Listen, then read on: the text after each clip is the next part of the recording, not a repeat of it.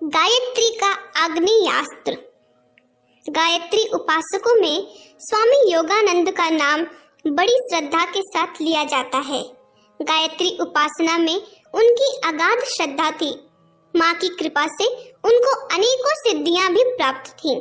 जीवन पर्यंत उन्होंने गायत्री उपासना का प्रचार प्रसार किया।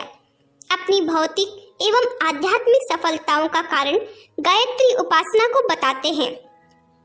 उनका कहना है कि जगत जननी ने हमारा सदा मार्गदर्शन किया तथा विकट परिस्थितियों में रक्षा की। प्रस्तुत है उन्हीं के शब्दों में जीवन की रोमांचक घटना, जिसमें गायत्री महामंत्र का चमत्कार दिखाई पड़ा। परम तत्व की जिज्ञासा और आत्म साक्षात्कार की अभिलाषा से प्रेरित होकर मैंने भोग का मार्ग छोड़ा और त्याग को अपनाया। संन्यास लेकर साधना मार्ग और गायत्री महामंत्र की शोध में अनेक तीर्थ क्षेत्रों में घूमता रहा।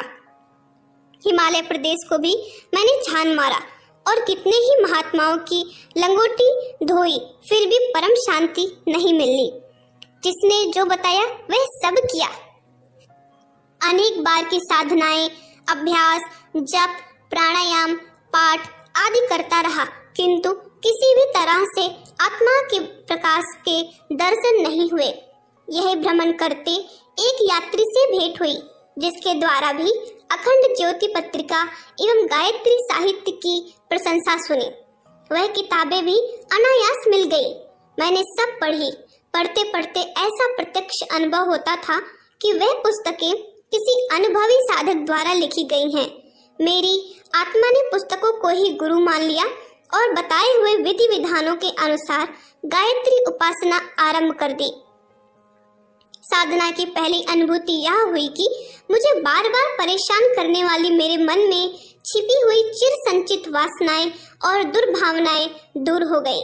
दिन प्रतिदिन चित्त में शांति, स्थिरता और सात्विकता बढ़ने लगी। मेरा शरीर जो अधिकांशतः अस्वस्थ रहता था, बिना किसी औषधि के अपने आप स्वस्थ हो गया। मुझे ऐसा लगता कि गायत्री माता मेरी रक्षा करने के लिए सदा उपस्थित रहती हैं और मेरे अंदर कोई दैवी शक्ति बढ़ रही है। एक बार बहुत ही आश्चर्यजनक प्रभाव मुझे हुआ। भ्रमण करते करते एक बार बेहरा नामक गांव में पहुंचा। उस गांव के लोगों को प्रोत्साहन देकर गायत्री हवन करवाया। उस गांव में विधर्मियों की संख्या अधिक थी। स्वयं के संकुचित दृष्टिकोण के कारण उन लोगों ने हवन में ईंटें फेंकी और विविध विघ्न उपस्थित किए। मैंने विरोध किया, तब वे लोग मारने के लिए तैयार हुए। मैं यहाँ कुछ दिनों रहा। वे लोग प्रतिदिन कोई न कोई दुष्टता मेरे लिए तैयार रखते थे। एक दिन तो उन्होंने रात्रि को मेरे एकांत स्थान पर हमला करके मुझे मारने का षड्यंत्र रचा। जब रात को सो रहा था, तब माँ गायत्री सामने खड़ी थी। उन्होंने मुझे हाथ पकड़कर उठाया और कहा, देखो, तुमको मारने के लिए सामने दुष्टों की टोली खड़ी हुई है। मैं खड़ा हुआ और देखा तो थोड़ी ही दूर पर कुछ लोग हथियारों से सुसज्जित होकर मुझे मारने के लिए आ रहे थे। अब मैं क्या करता? मैंने गायत्री मंत्र का आग्नेयास्त्र प्रारंभ किया। मैंने उस विद्या का अभ्यास तो किया था, किंतु उसका प्रयोग तो पहली ही बार कर रहा था। उन आतताइयों पर मैंने मंत्र का प्रहार किया। इससे उनके शरीर जलने लगे और वे चिल्लाते हुए गांव की ओर भागने लगे। उनकी चिल्लाहट से लोग जाग गए। वे लोग कह रहे थे, हम जल रहे हैं, हमारे प्राण बचाओ। उनके कथन पर किसी को विश्वास नहीं हो रहा था, क्योंकि वहां आग कहीं नहीं दिखाई दे रही थी। लोगों ने इसे उनका पागलपन समझकर चिल्लाने वाले को पकड़ा तो सचमुच ऐसा लगा कि मानो आग को स्पर्श किया हो। जो पकड़ने के लिए आगे बढ़े थे, दूर हट गए। यह एक आश्चर्यजनक घटना थी। पूरा ही गांव एकत्रित हो गया। पूछताछ करने पर आक्रांताओं ने बताया कि हम स्वामी जी को मारने गए थे, वहां से वह पीड़ा होने लगी है। सब लोग मेरे पास आए। मैंने शांति पाठ किया, तब उनके शरीर का दावानल शांत हुआ। मेरी इस चमत्कारी शक्ति की विज्ञप्ति हुई और लोग मेरे पास लाभ उठाने के लिए भेंट सौगात लेकर आने लगे। यह सोचकर कि यह सब मेरी साधना में विघ्न उपस्थित करेंगे, मैं वहां से दूसरे ही दिन चल दिया। उपरोक्त प्रयोग में एक उल्लेखनीय बात यह हुई कि प्रयोग की विधि ठीक प्रकार मालूम न होने से गायत्री का आग्नेयास्त्र प्रयोग करने से मेरे मुंह और हाथ भी जल गए थे, जो 15 दिन में ठीक हुए। उस दिन से गायत्री पर मेरी श्रद्धा और भी दृढ़ हो गई। निरंतर तपश्चर्या में लगा रहा हूँ। मेरी सलाह से गायत्री उपासना करके कई लोगों ने लाभ प्राप्त किया है। सीकरी गांव में एक ब्राह्मण की कोई संतान न थी। उसने गायत्री की साधना की, उसको एक पुत्र प्राप्त हुआ। वह लड़का सुसंस्कारी और सुंदर है। एक रोगी का 6 मास पुराना आधा शरीर का दर्द इसी महाशक्ति की आराधना से अच्छा हुआ। नगरिया गांव का एक लड़का साल में 3 माह तक स्कूल में नहीं गया, इसलिए पास होने की आशा नहीं थी। गायत्री जप करने से वह प्रथम श्रेणी में पास हुआ। इस तरह कई लोगों को छोटे बड़े लाभ मिलते रहे हैं, किंतु गायत्री उपासना का वास्तविक लाभ सतोगुण की वृद्धि और आत्म कल्याण ही है। मैं उसी मार्ग पर प्रवृत्त हूँ और इसी भावना से गायत्री उपासना करने की सलाह देता रहता हूँ। काठिया बाबा की गायत्री साधना। कुछ समय पहले वृंदावन में एक परम सिद्ध महात्मा थे। नाम तो उनका था महात्मा रामदास, परंतु वे लकड़ी की लंगोटी धारण करते थे। इसी कारण काठिया बाबा के नाम से ही प्रसिद्ध थे। काठिया बाबा ने अपनी साधना की सफलता का वर्णन इन शब्दों में किया है। विद्याधन के उपरांत मैं गुरु के पास से वापस अपने घर आया, तब सर्वप्रथम मुझे गायत्री मंत्र सिद्ध करने की इच्छा हुई। हमारे बगीचे के पास एक बड़ा वट वृक्ष था।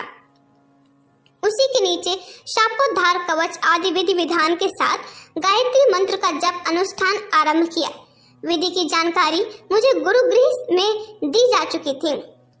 75,000 मंत्र जप कर चुकने पर आकाशवाणी हुई, बेटा शेष जप ज्वालामुखी पर जाकर कर, तुझे सिद्धि मिलेगी।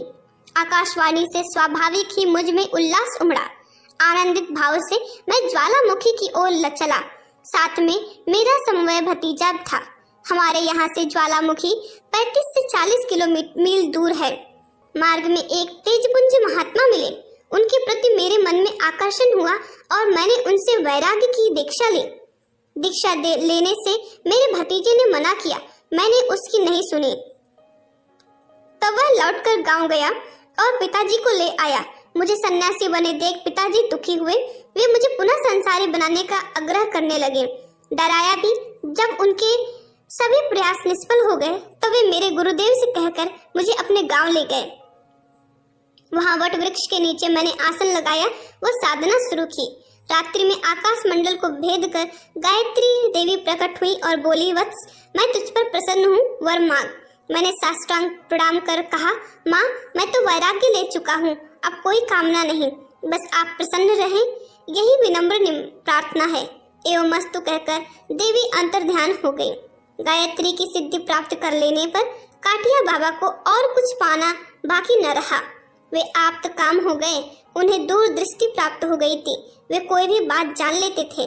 शिष्यों पर आए संकटों को दूर कर देते थे। उनकी वाणी सिद्ध विलक्षण थी। महापुरुष संत की तरह स्वयं को छुपाने की यह शक्ति बाबा में अनुपम थी। द्रव्य का अभाव उनके यहाँ कभी नहीं रहा।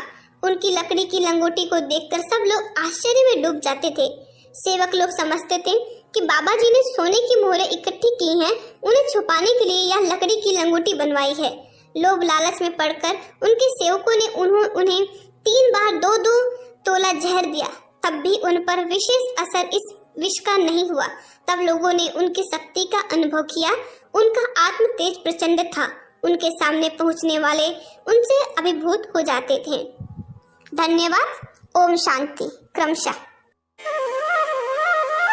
हमारे YouTube चैनल को सब्सक्राइब करें और बेल आइकन को दबाकर ऑल पर क्लिक करें ताकि नोटिफिकेशंस आपको मिलती रहें।